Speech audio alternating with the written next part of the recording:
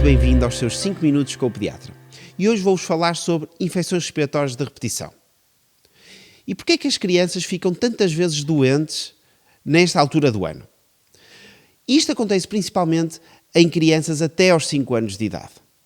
E o que é que nós consideramos normal? O que é expectável? Bom, é normal nesta altura do ano uma criança que tem até 3 anos de idade poder ficar doente até 8 vezes e uma criança acima dos 3 anos poder ficar doente até 6 vezes. Eu sei que isto parece muito, mas na verdade isto acontece porque as crianças acabam por ficar doentes quando vão para a escola, logo ali em setembro, outubro, e depois estão constantemente num ciclo de ficam doentes, recuperam, voltam à escola e voltam a apanhar um novo vírus e andam constantemente nisto.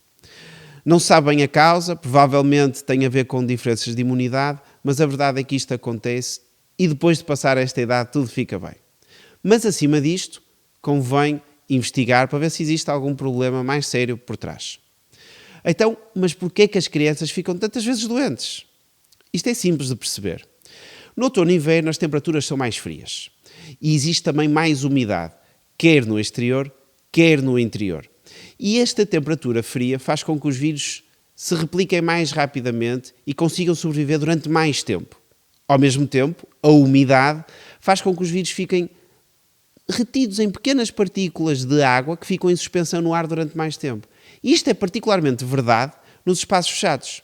Vocês estão a ver aqueles cafés ou restaurantes durante o inverno onde tem muita gente e olhamos para o vidro e está tudo cheio de gotículas de água, tudo muito ressoado? Pois nessas gotículas de água que estão nos vidros são onde se alojam os vírus. E é aí que existe a transmissão muito mais acentuada. É por isso que é muito melhor estar ao ar livre do que estar em espaços fechados. A transmissão dos vírus faz nos espaços fechados e não ao ar livre com o devido distanciamento. Além disso, este ar frio faz com que exista um ar mais fresco que tenha algum efeito até benéfico para a via aérea.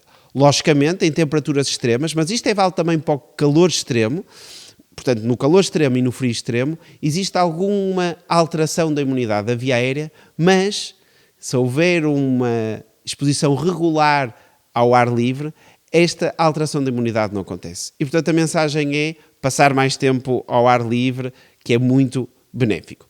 Por outro lado, as crianças mais pequenas têm algumas alterações de imunidade, que ainda está a crescer e a maturar-se, mas também anatómicas. Por exemplo, as crianças, os bebés, têm as narinas mais redondas e mais pequenas, o que faz com que fiquem obstruídas mais rapidamente, assim como a sua nasofaringe lá atrás da garganta está mais estreita e está ocupada por adenoides que são muito grandes. Isto faz com que se acumulem mais rapidamente secreções e possa haver infecções consequentes.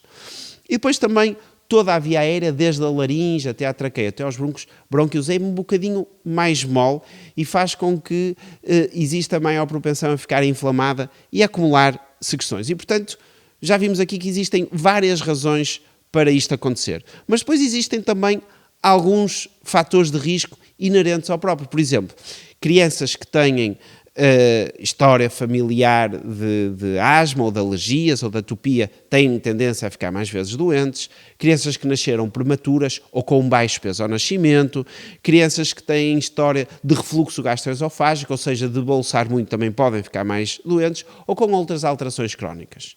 E por outro lado existem também fatores de risco no ambiente que fazem com que as crianças possam ter maior propensão, e estes fatores de risco podem ser acautelados por vocês e se calhar modificados, nomeadamente a vacinação, é importante a vacinação em dia para proteger contra doenças, o uso prolongado de chupetas, retirar sempre chupetas aos 2 anos, sim, isto está associado a mais infecções respiratórias, também fazer biberon deitado, portanto nunca se deve fazer o biberon deitado, a amamentação ao seio materno é totalmente diferente, e depois o stress físico e, por último, uma coisa muito importante é o fumo do tabaco. Portanto, crianças que têm pais, mãe e pai, que fumam e que estão expostas ao tabaco, quer seja no carro, quer seja em casa, quer seja pais que fumam à janela, têm maior risco, até 2 vezes mais risco de ter mais infecções respiratórias nesta altura do ano. E, portanto, é muito importante que cautelem essas questões. Então, E quando é que isto pode sair fora do normal? Bom, isto sai fora do normal principalmente quando percebemos que as crianças têm uma infecção respiratória e entre as crises continuam com algum sintoma respiratório. Mantém sempre uma tosse que nunca passa, mantém sempre um nariz com ranho que nunca passa, e isso pode efetivamente estar associado a doenças crónicas que têm que ser tratadas. E se forem tratadas, o que é que nós conseguimos fazer? Nós não conseguimos fazer que nós não conseguimos impedir que aquela criança fique doente. Ou seja, ela, se estiver em contacto com o vírus, vai ficar doente. Mas, se eu tiver essa doença controlada da via aérea, por exemplo, uma asma ou a rinite, se tiver zero inflamação, a resposta vai ser diferente.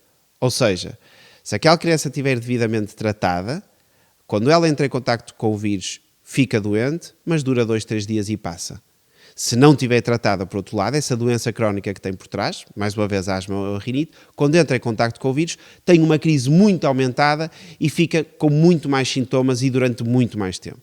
É por isso que é importante ver se não existe nenhuma doença por trás quando temos crianças que fazem muitas infecções respiratórias.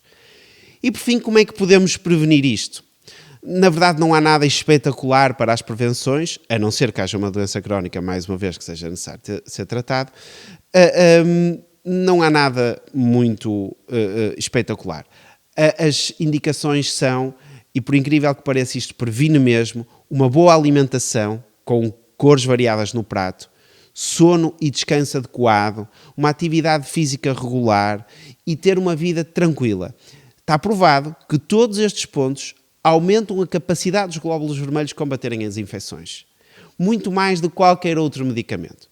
E depois, em termos pontuais, existem alguns estudos que indicam que alguns lisados bacterianos ou polissacáridos bioativos podem prevenir, mas isto em casos muito específicos, ou alguns probióticos, ou até a vitamina D, que se pensa que em crianças que têm déficit de vitamina D pode ser uma mais-valia. Mas tudo dependendo de caso a caso, porque não existem recomendações ainda para que se faça a todas as crianças.